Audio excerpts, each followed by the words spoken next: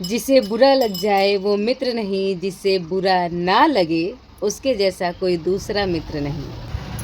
Hello, hi, welcome to my channel Jyoti Singh शेरनी।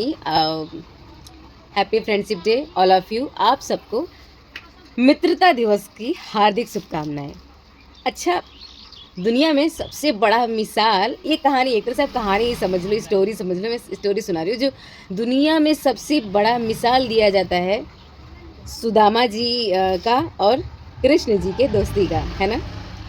आपको अच्छा, सब लोग ये कहते हैं कृष्ण जी उनके बचपन के मित्र थे, वो दौड़ के गए, वो गरीब थे इसलिए वो दौड़ के गए, मतलब मित्रता निभाए। कृष्ण जी के पक्ष का तो बात हर कोई जानता है, लेकिन किसी को सुदामा जी के पक्ष का बात पता है?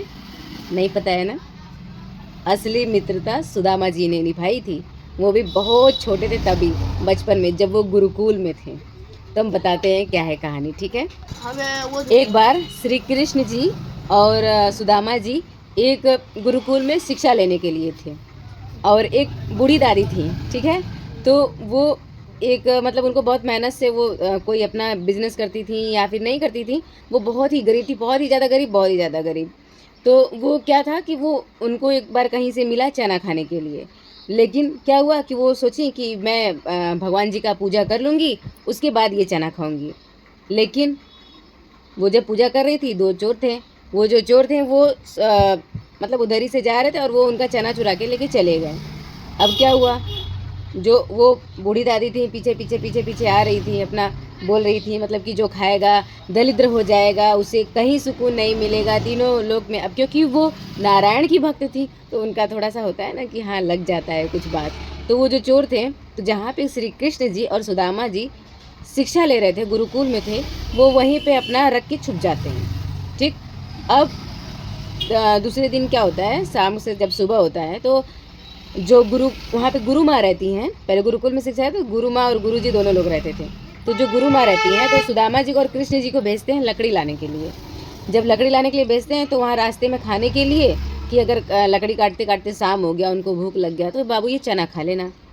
अभी जब वो चना खाने के लिए दे तो दी, लेकिन वो गुरु माँ को पता नहीं था, क्योंकि वो सोचे होंगे कि हम ही रखे होंगे, क्योंकि वो चोर उनके घर में आके रख के चला गया था। अब जैसे किसी के घर में कोई चीज़ मिल जाता है तो भले कोई आके लेके रख गया या कोई थर्ड पर्सन ही रख के गया, लेकिन लोग नाम उसी का लगा देते हैं। होता है ऐसा, अक्सर हो जाता है, इसे गलत फहमी बोलते हैं।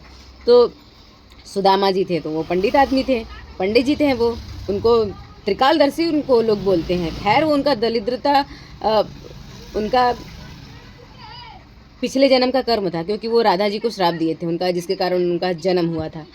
तो ये उनका भोगदंड ही था एक तरह से। तो हम लोग जब ये दुख वगैरह कष्ट वगैरह सहते हैं ना, तो सोचना चाहिए कि हम लोग किसी जन्म का कष्ट कट रहे हैं, ठीक है। और वहाँ से कि और देना है तो और दे दो थोड़ा सा, लेकिन ये कष्ट काट दो, अगला जन्म जो देना वो अच्छा दीजिएगा, ताकि हम लोग अच्छे से खुशी मन से आपका जाप कर सके, और हम लोगों को हर समय उनका जाप करते रहना चाहिए, ठीक। अभी जब ये जो चोर थे वो जा रहे थे, और वो रास्ते में जब सुदामा जी जा रहे थे तो वो सुने दोनों, मतलब उनको पता भी चल गया जब उनके हाथ में ये पहले तो हाथ में ही लेके पता चल गया। फिर जो वो जो दादी थी वो जब जा रही थी रास्ते में तो कही कि जो खाए ये चना वो दरिद्र हो जाए, तीनों लोगों में उसे मतलब कहीं भी ना मिले। तो फिर वो जब उनको पता चला सुदामा जी को, तो वो चना पूरा अकेले खा गए।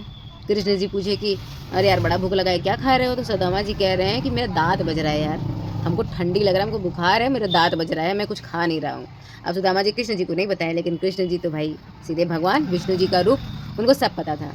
वो एक भी दाना मतलब कृष्ण जी को नहीं थी, क्योंकि मेरा मित्र है, वो भगवान है, मैं उसे दरिद्र कैसे होने दे सकता हूँ? अगर भगवान दरिद्र हो जाएगा तो फिर तीनों लोगों की रक्षा कौन करेगा, और एंड ऑल दैट, मतलब सब कुछ कौन करेगा? तो इसलिए मैं खड़ा। तो फिर मतलब सबसे बड़ा मिसाल, अगर कृष्ण जी से प्यार तभी मिलता है ना जब आप उनको कुछ प्यार दोगे, उनको कुछ मिलेगा। तो वो जब आप उनको एक चीज़ दोगे ना तो पूरा तीनों लोग, तो वो फिर वो जब जाते हैं कृष्ण जी सुदामा जी उनसे कृष्ण जी से मिलने के लिए, तो 3 मुट्ठी चावल लेके जाते, फिर तभी ना रुक्मणी जी रोकती हैं कि आप मत खाओ, आप 2 मुट्ठी खा चुके हो, पूरा तीनों लोग दोगे क्या? तो ये होता है, मतलब बिना कहे कोई कर्ज नहीं होता, लेकिन एक भाव होता है कि मेरा मित्र मेरे लिए कुछ किया है तो मैं उसके लिए कुछ करूँ, और फिर उसके बाद भाव से दोस्ती होना चाहिए। So happy friendship day. और आप सबको भी, अपने दोस्त को, कितना भी पुराना दोस्त हो, अगर उसके पास नंबर है, आईडी है, कोई भी आईडी है, कोई भी सोशल मीडिया, तो उसको हैप्पी फ्रेंडशिप डे। अगर वो कभी भी आपका मदद किया है तो आप एक बार बिना कहे उसके लिए मदद ज़रूर करें उसके लिए, और कभी जताना नहीं चाहिए, क्योंकि यही सच्ची मित्रता है। क्या है कि ना कि सारे रिश्ते हम लोग जन्म होने के साथ साथ लेके आते हैं। मित्रता ही एक ऐसा रिश्ता है जो हम लोग बनाते हैं, जैसे हम होते हैं या जैसे हमारे दोस्त होते हैं वो हम लोग ऑटोमेटिकली वैसे बन जाते हैं। तो so be happy and happy friendship. Radhe Radhe, bye.